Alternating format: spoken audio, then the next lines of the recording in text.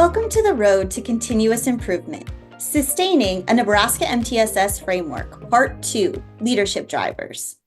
My name is Jill Gunther, and I'm the Social Emotional Behavioral Learning Specialist for Region 3 in Nebraska MTSS.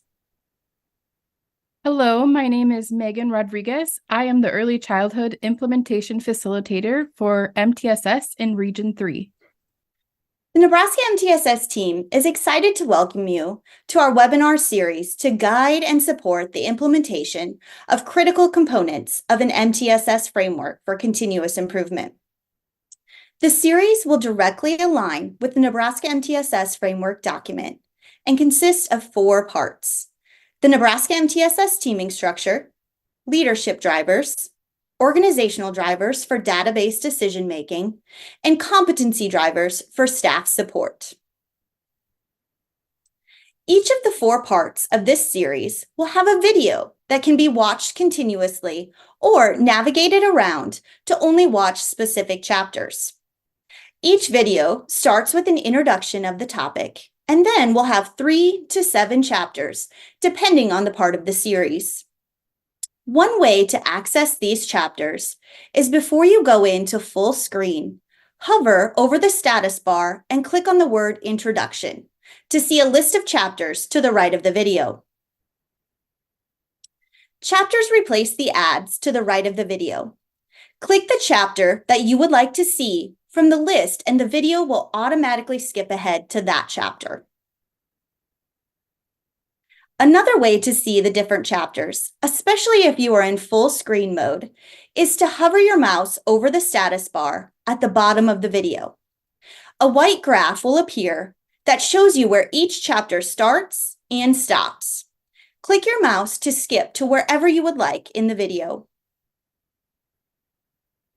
In this chapter, we will be providing a short introduction to leadership drivers. In this introduction, we will define leadership drivers as an essential component for implementation of the Nebraska MTSS framework. Make connections between leadership drivers and the Nebraska MTSS essential elements, and we will recognize the connectivity of leadership drivers to continuous improvement.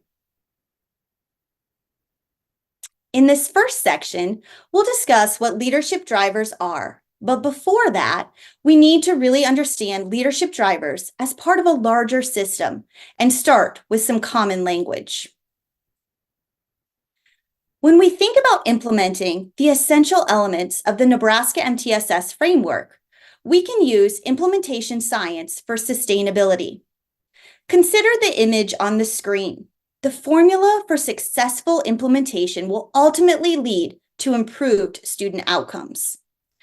We want to recognize that each of these components on the screen are essential when trying to improve outcomes, but no one is more important than the other, but they are interrelated. Since these are multipliers, if you have a 0 in any space, it will equal a 0, meaning there will not be improved outcomes. In this webinar, we're going to talk about the how in this formula or equation, specifically under effective implementation. Implementation drivers are key components of capacity and infrastructure that influence a program's success. There are core components needed to initiate and support classroom, building, and district-level change. Drivers are the common features of successful supports needed to make full and effective use of innovations that will benefit students and their families. The National Implementation Research Network, or NIRN, says all drivers should be integrated rather than siloed. Their definition of integration is that it means that the philosophy, goals, knowledge, and skills related to the program or practice are consistently and thoughtfully expressed in each of the implementation drivers. Leadership drivers are foundational to implementation efforts, and school leaders really need to focus on utilizing the right leadership strategies for different types of leadership challenges. These leadership challenges often emerge as part of the change management process, needed to make decisions, provide guidance, and support organization functioning. For example, technical challenges can be addressed with existing expertise, protocols, and operations or technical leadership, while adaptive challenges require solutions that often lie outside of the current way of operation. Volumes have been written about effective leadership, and there's strong agreement about the importance of knowledgeable and engaged leadership. Within the active implementation frameworks, there's a focus on the role rather than the authority position of a leader. We emphasize technical and adaptive leadership strategies because there are data to indicate that the ability to engage in such leadership impacts student achievement. This does not mean that many other aspects of leadership are not important. As a school leader, it's important to focus on building the leadership of staff and empowering your teams to make decisions. For more information on teaming, please make sure to check out our Teaming Structures webinars as part of this series. This quote here really speaks to the idea that the failure to take into account the complexity of the problem and treating it like any other analytical expert task that can be separated from human nature of the situation is a primary cause of low implementation rates. Now we're going to make connections between leadership drivers and the Nebraska MTSS essential elements. The Nebraska MTSS Framework is made up of 4 essential elements. These 4 elements are necessary for successful implementation, and they contribute to continuous improvement. Infrastructure and shared leadership is the first essential element and the foundation of organizing support and driving continuous improvement. When it comes to leadership, creating a safe environment for challenges to be discussed, a space for diversity of opinions, experiences, and values, as well as the opportunity to challenge assumptions is critical. Stress should be accepted, tolerated, and regulated by the leaders in the district. The layered continuum of support is the center of evidence-based support and is designed to ensure that all students have access to effective instruction and the support they need to achieve success. This is the essential element that most people associate with the triangle or pyramid. When it comes to leadership, the leaders in the district need to assess support within each tier of the layered continuum to identify areas for growth and need for change.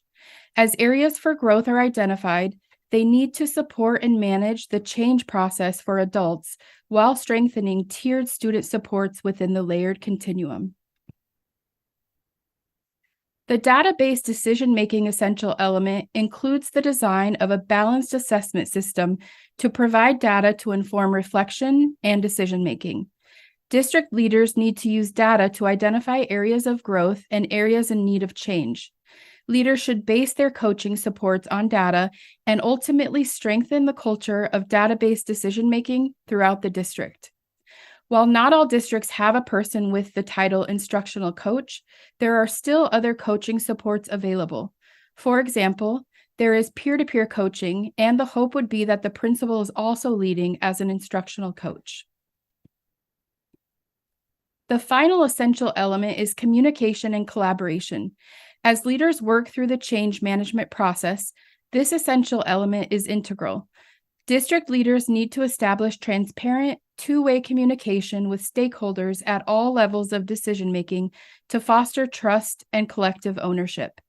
They should also be eliciting stakeholder feedback and acting on the data they gather. Finally, leaders need to support their stakeholders through the sense of loss that arises through change as a result of adaptive challenges. To wrap up, we'd like to make connections between leadership drivers and continuous improvement. Continuous improvement is ongoing. It allows a district to use data, select priority areas, develop goals, and implement actions to achieve those goals. Through that process of identifying areas for growth, there is an inevitable change management process that has to occur. While engaging in this, school leaders should be identifying whether the challenges they encounter are technical or adaptive, and then determine the appropriate leadership strategies to apply to support their staff through successful implementation and ultimately improved outcomes. This is the power of leadership drivers and their connection to continuous improvement. So in review, in this introduction, we defined leadership drivers as an essential component for implementation of the Nebraska MTSS Framework. We made connections between leadership drivers and the Nebraska MTSS essential elements, and we recognize the connectivity of leadership drivers to continuous improvement. As we transition to the first chapter in the Leadership Drivers webinars, we want to conclude this introduction with why these trainings matter. A crucial component of successful and sustainable implementation of the Nebraska MTSS Framework elements is identifying implementation drivers that will build the capacity of staff to achieve and maintain the initiative. These webinars can support districts in fostering that in small, manageable chunks that teams may have missed during our Nebraska MTSS workshops. We are reminded of this through the following quote: "Organizations are successful because of good implementation, not business plans." If you have any further questions or are in need of support, please visit the Nebraska MTSS website at nemtss.unl.edu,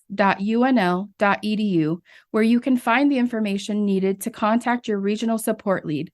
Thank you, and we hope you have a wonderful day. Welcome to the first chapter in this webinar about technical leadership. My name is Mary Osterloh, and I'm the Region 3 PBIS coach for Nebraska MTSS. Hello, my name is Megan Rodriguez, and I am the Region 3 Early Childhood Implementation Facilitator for Nebraska MTSS. In this chapter of the webinar, we will define technical leadership as an essential component for implementation of the Nebraska MTSS framework and identify strategies and approaches to problem solve and lead technically. So what is technical leadership? We'll be exploring the topic and providing some examples of technical leadership and how it relates to MTSS. Let's start by defining technical challenges. Technical challenges are problems that are typically easy to identify, and a solution to eliminate the problem usually already exists. The solution to these types of challenges can be implemented quickly and from a more authoritative type of leadership or top-down directives. People are usually more receptive to technical changes or can tolerate them better than adaptive changes. The key point here is that technical challenges rarely impact the equilibrium of the situation. On the other hand, adaptive challenges always disrupt the equilibrium of a situation. Some examples of technical problems are things like implementing a new lesson plan format, preparing a new seating arrangement, enforcing a new speed limit, learning a new style of offense, or redefining voting boundaries. These are solutions that already existed in the world, were quick to implement, and the problems were easy to identify. These features of technical problems make them easier to solve, and they cause much less stress to individuals, groups, and systems. When we consider the aspects of traditional management, we are discussing technical leadership. Technical leadership supports teams and implementers with guidance and direction. Technical leadership is derived from the knowledge and skill that comes from a variety of fields. There are a few limitations of technical leadership, however. At times, technical leadership can lead to a narrowed focus. It also requires commitment to continuous learning and adapting your technical skills so they do not become out of date. Next, we are going to share a leadership approach to address technical challenges. Technical challenges respond well to a more traditional management approach where problems are defined, solutions are generated, resources are brought together, and tasks are assigned, managed, and monitored. A leader guides the overall process and is more in charge. With the right balance of expertise, people, time, and money, it's realistic to believe that the problem will go away.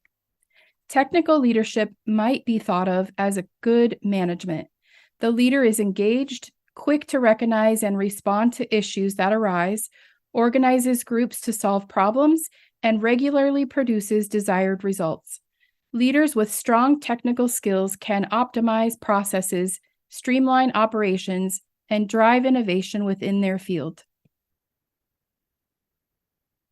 To review, in this chapter of the webinar, we define technical leadership as an essential component for the implementation of the Nebraska MTSS Framework and identified strategies and approaches to problem solve and lead technically. Welcome to the second chapter in this webinar about adaptive leadership. My name is Jill Gunther, and I'm the Region 3 Social Emotional Behavioral Learning Specialist with Nebraska MTSS. And my name is Brooke Gabers, and I'm the Region 3 Support Lead for Nebraska MTSS. In this chapter of the webinar, we will define adaptive leadership as an essential component for implementation of the Nebraska MTSS Framework and identify strategies and approaches to problem solve and lead adaptively. Let's begin with the question of what is adaptive leadership? We'll start by defining adaptive challenges. Adaptive challenges are usually more difficult to identify and require a change in how you do business. It requires learning and coaching of those who are impacted.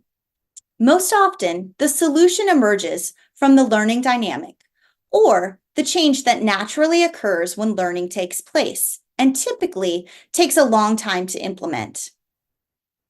People are more likely to resist adaptive changes because they see the change as threatening or dangerous.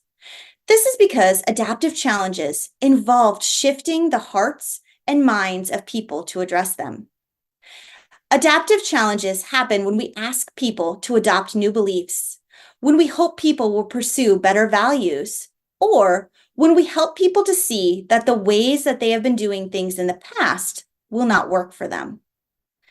The key point we want to emphasize is that technical challenges rarely impact the equilibrium of the situation. Adaptive challenges always disrupt the equilibrium of a situation. We might encounter adaptive challenges within our schools, such as enhancing teacher efficacy or improving student-teacher relationships.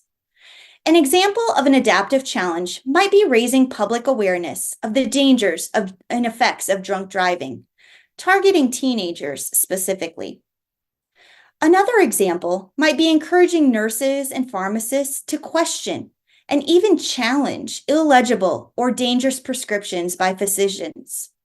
And an additional example could be that implementing electronic ordering or dispensing of medications in hospitals to reduce those errors and drug interactions. Adaptive challenges require confronting the status quo to change behavior, practices, and ways of working to which you and others have been deeply committed. They are fluid and change with circumstances. Solutions to this type of challenge usually require people to learn new ways of doing things, change their attitudes, values, and norms, and adopt an experimental mindset.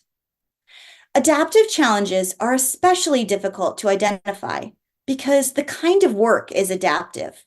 The problem definition is unclear. The solution is unknown. The progress requires learning. And the locus of responsibility are effective stakeholders as well as authorities, meaning that the responsibility to solve the problem really falls on the shoulders of both the stakeholders and the authoritative figures or leaders. So adaptive challenges can't be solved from a top-down management approach or authoritative directive. The type of work also involves experiments and smart risks. And key obstacles are hearts, minds, loyalty, and deeply held values. Adaptive leadership does have limitations, though. For one, it can sometimes lack the concrete direction that technical leadership provides, and it may also lead to uncertainty or lack of clarity regarding immediate goals and strategies. Next, we're going to share a few leadership approaches to address adaptive challenges. Authors Dan and Chip Heath use these guiding metaphors of a rider, an elephant, and a path in their book Switch, How to Change Things When Change is Hard. As described in the book, the rider is our rational brain, while the elephant is our emotional brain. The key idea is that most behavior change efforts fail because they are focused only at the rider. But if the change effort spooks or scares the elephant, the rider has very little control over its movement. Dan and Chip Heath suggest a three-part strategy to promote change, addressing the rider, the elephant, and the path. First, we should direct the rider. It's important to follow the bright spots or investigate what's working and replicate it. Script the critical moves and point to the destination. Ultimately, change is easier when you know where you're going and why it's worth it. Next, we have to motivate the elephant. You have to find the feeling that will motivate your people. Just knowing something isn't enough to cause change. You have to make people feel something. It's also helpful to shrink the change or break down the change until it no longer spooks the elephant and seems intimidating. Then you can grow your people and cultivate a sense of identity to instill the growth mindset. Finally, we can shape the path.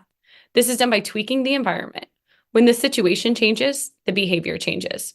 So as a leader, change the situation. As a district, you'll need to build new habits. When behavior is habitual, it's free and doesn't tax the rider. Look for ways to encourage those habits throughout your building. You also want to rally the herd. Behavior is contagious.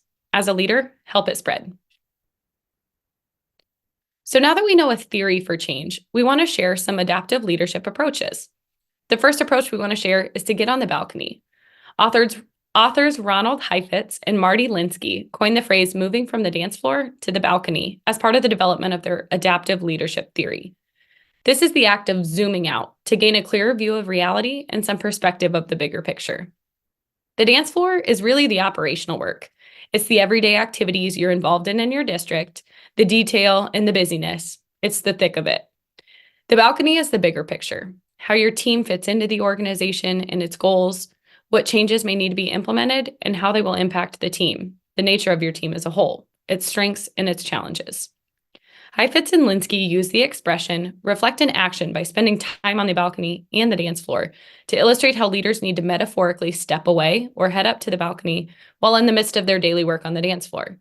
This enables leaders to gain a different perspective and gather insight, not only on issues, but also on their own behaviors and beliefs. If leaders stay over-focused on the operational work on the dance floor without seeing the issues in themselves as part of the big picture from the balcony, they may lose sight of the big picture, forget what the work actually is, and exhaust themselves with busyness. But staying on the balcony too long may also result in others viewing the leader as disengaged, irrelevant, or manipulative. Optimal time on the balcony allows you to see patterns, reevaluate assumptions, and make connections.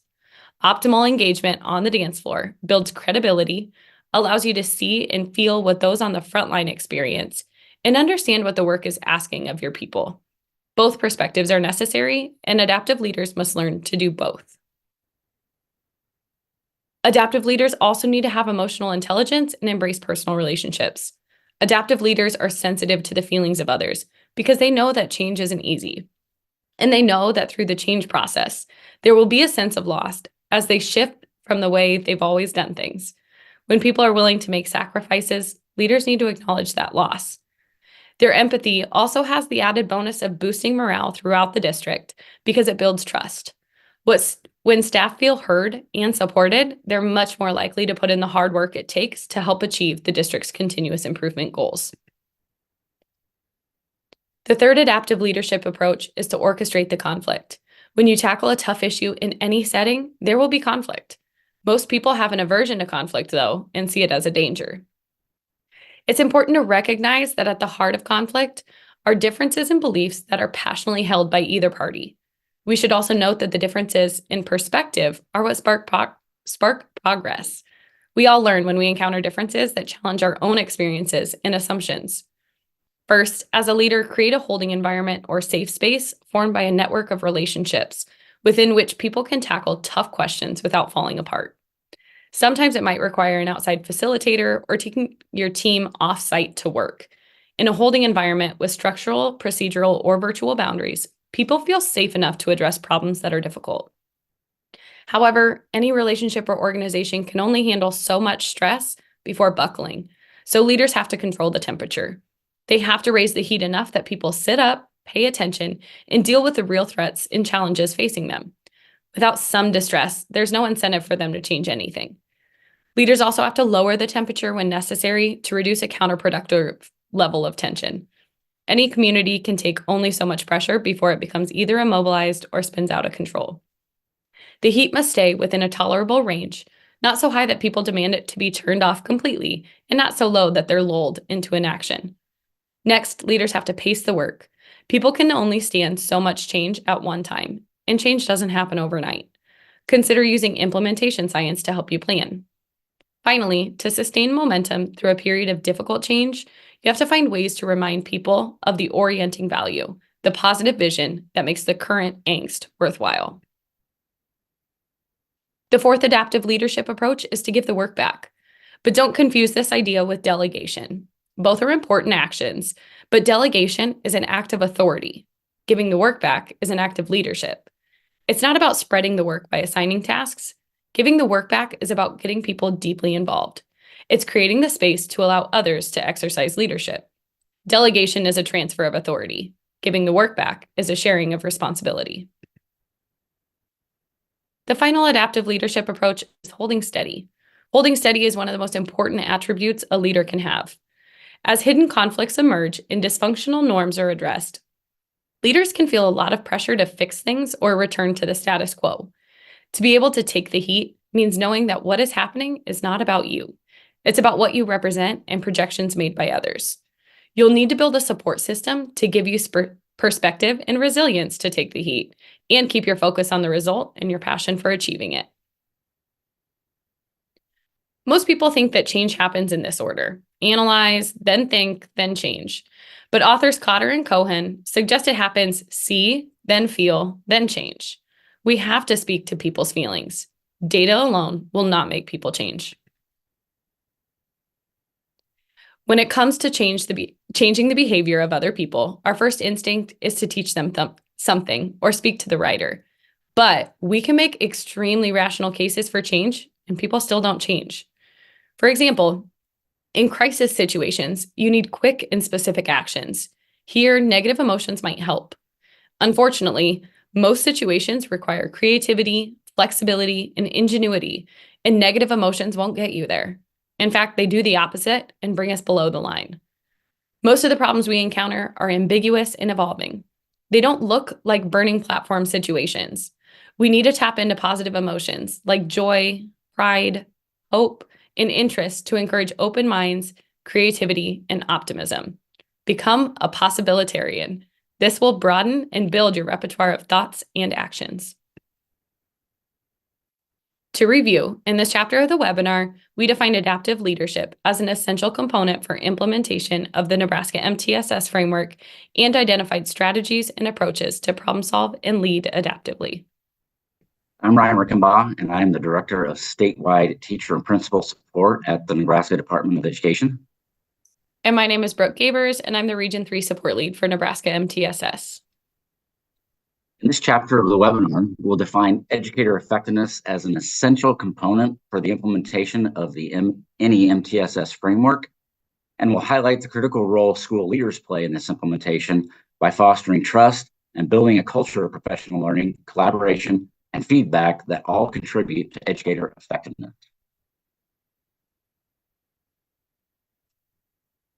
So what does it mean to be an effective educator?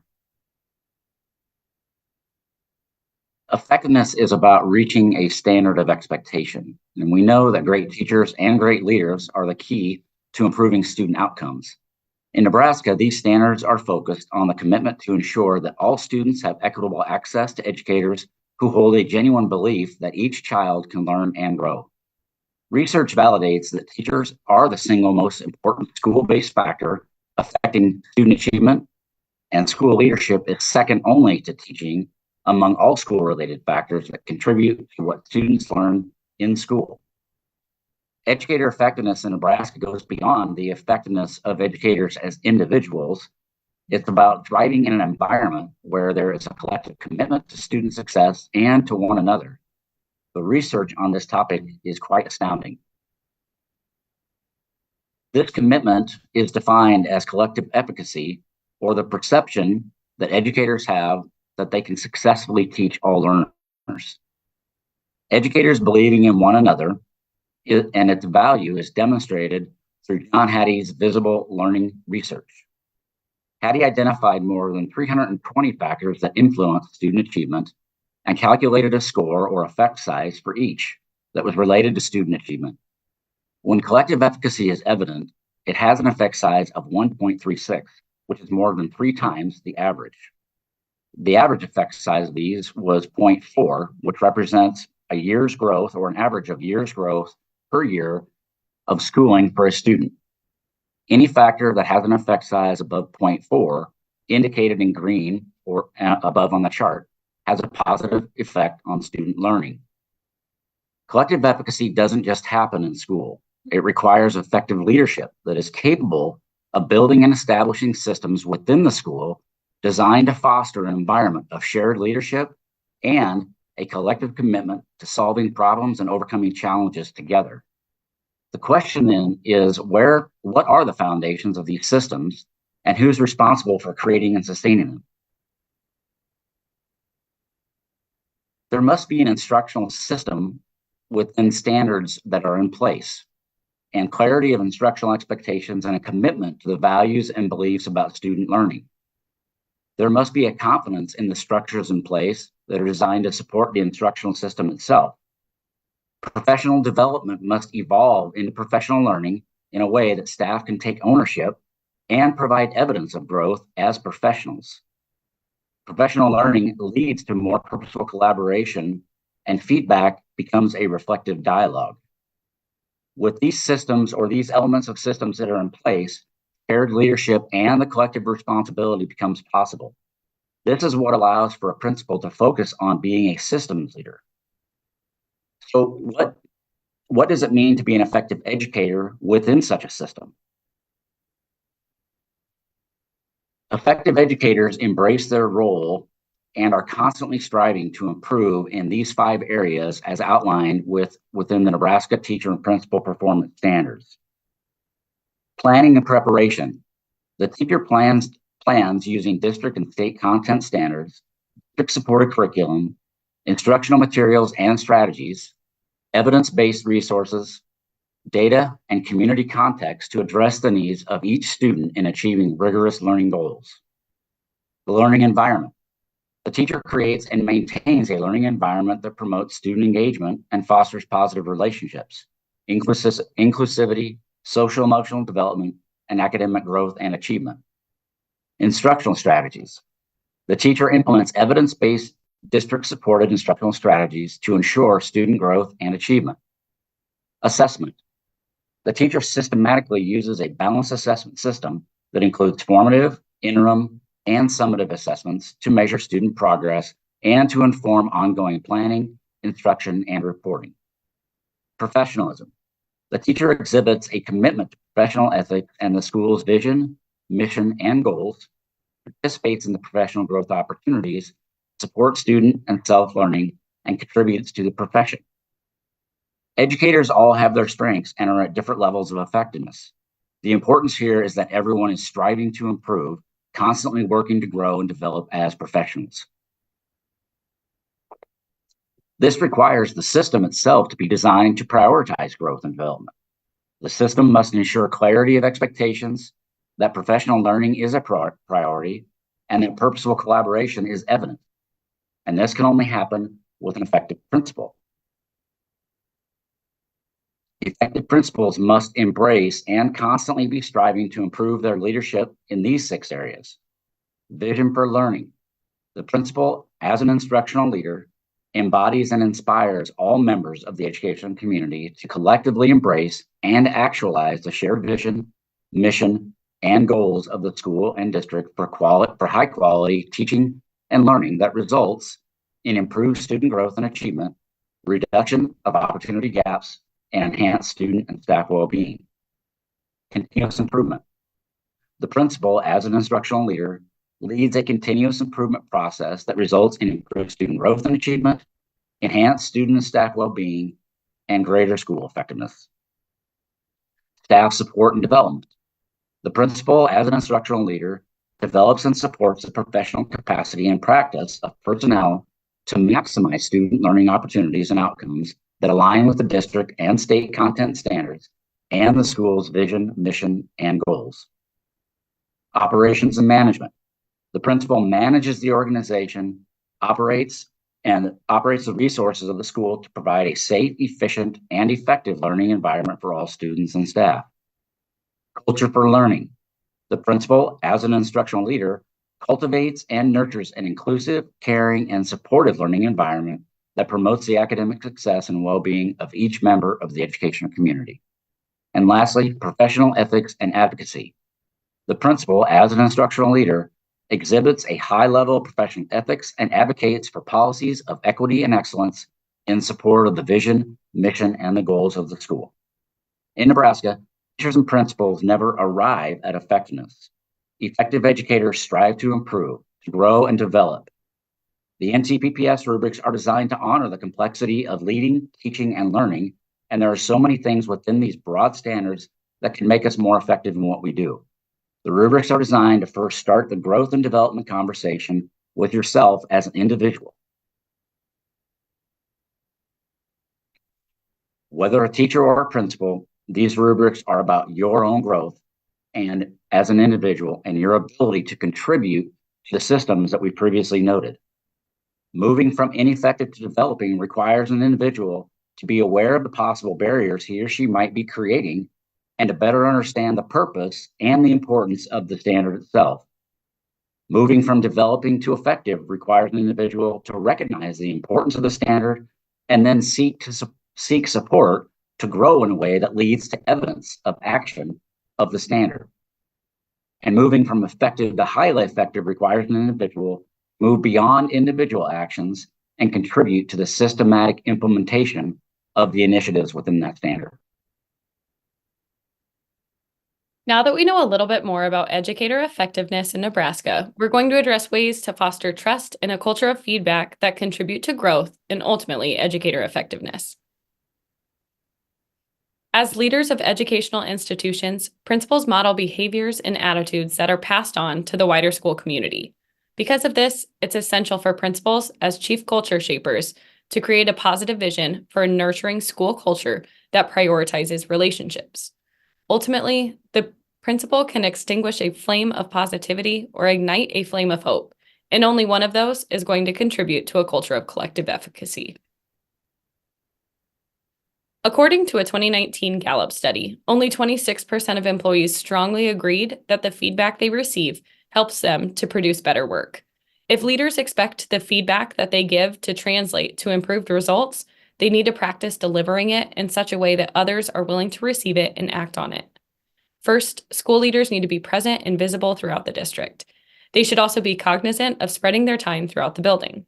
They should also engage in collegial conversations. Listen to your staff and colleagues about their passions and the areas in which they are seeking to grow.